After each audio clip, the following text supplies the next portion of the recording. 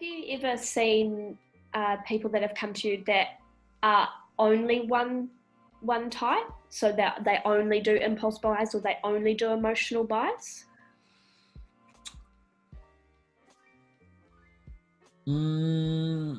I would say that I would say no, actually. Now, it's a great question because I never thought about this in detail, but I don't think I had that case. It's either I have people that are impulsive and emotional, either they're none of them. It's yeah, it goes together or without them completely. And basically, when you have someone that doesn't have that kind of impulse and emotional buying, that is someone that is very well educated when it comes to money, but that is also someone who have worked on the habit about how they're spending money. And the habit could come from, the environment that they grew up with and all of that. It could be the education that they receive from their parents around this and everything.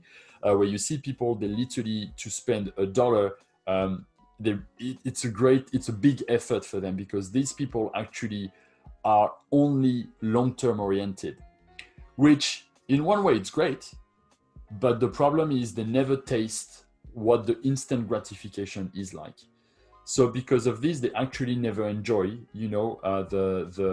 the euphoria that you could have when you buy something on the moment just to make you feel good. So there's a balance to have right there, I think, because right now we're literally talking about the two extreme, which is to say, don't go out and put everything on a credit card like this, but also if you only think about the long term without having a bit of instant gratification, you're going to start feeling frustrated because of that. Wow, that's really interesting. What, from your experience, or perhaps from what you've heard from other people in the life coaching industry, how can you change unwanted financial behaviors? What's the best way to go about changing them? If you want to change them, there's two things you can do. The first thing is you want to make your money as difficult as possible to reach. So let's say, for example, we talk about the food behavior, right? Let's say that my goal is to lose weight, okay? That's my long-term goal. That's what I'm aiming for. Basically, if I want to make sure that I'm going to reach that goal, every unhealthy food, I'm going to make them out of reach. So when I go to the supermarket, I'm only going to buy healthy food and I'm going to surround myself with healthy food. Basically, we have to think about the fact that at some point we're going to become lazy. When we become lazy and when we have that impulse that kicks in and say, hey, you got to grab some food right there, you want to make sure that the only option available to you within your reach is going to be healthy food.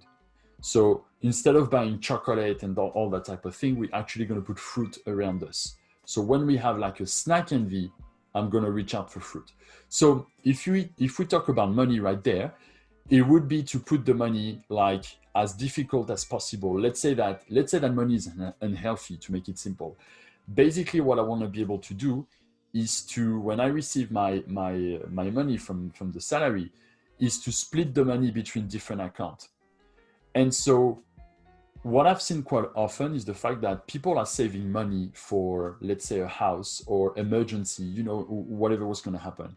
But then there's something that happens that there's actually this nice car and I kind of want to buy that car. So you know what? I'm just going to take money out of my emergency and out of my house account.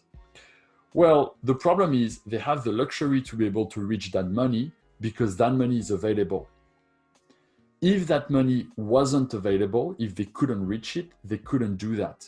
So my advice, and that's what I tell to all my clients, is to say, find a bank where you could place your money, like a saving account, where in order to get the money out of that account, it takes 60 days process, for example.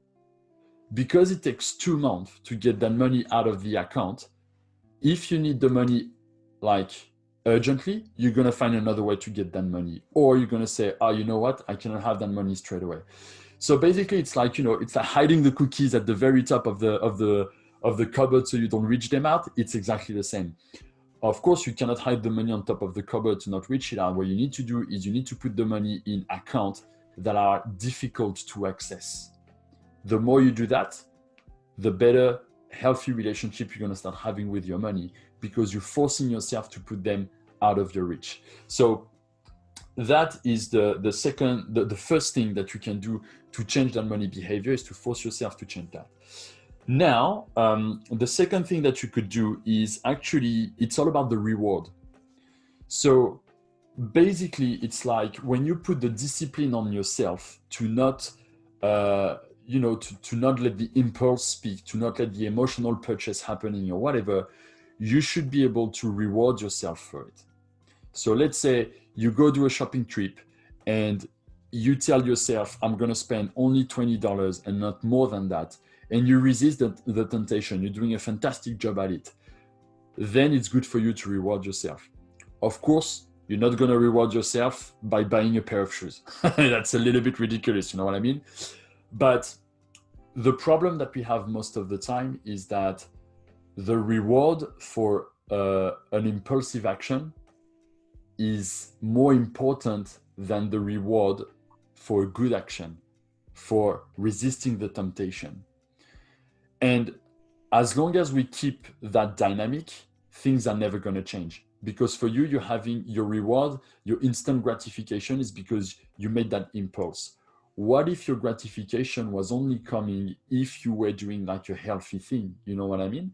So same if we talk about food behavior, you're eating perfectly for 1 week nonstop.